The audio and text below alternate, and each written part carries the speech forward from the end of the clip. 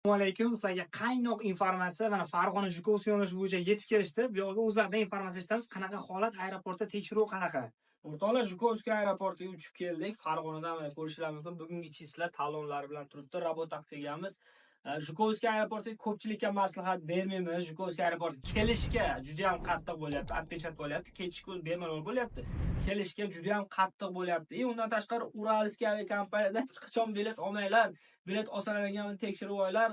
Joylaringni biz yaxshi joylardan olinglar. Biz kelgan joy yaxshirog'i, lekin orqaga kelganlardan juda ham ko'p jalb eshitdik. Juda ham bir qattiq samolyot deyishdi.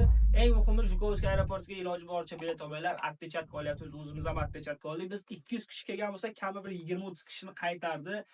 Дополнительный отпускаzni bemalol boshqa aeroportga olsalaring unchalik juda ham qattiq emas, lekin olsalaring bo'ladi. Sog' bo'linglar. Yana Moskvaga qaytib keldik. Shu joyga bitta savol beray. Proverkada masalan telefonlar proverka bo'ldimi yo'qmi? Отпечатdan keyingi holati biroq guvoh bo'ldingizmi? Telefon proverka bo'lgan. Hamma telefoni proverka bo'ldi. Telefonlar proverka bo'ldi, tekshirildi. Undan tashqari kim qanaqa soqol bormi yo'qmi hammasini tekshirdi.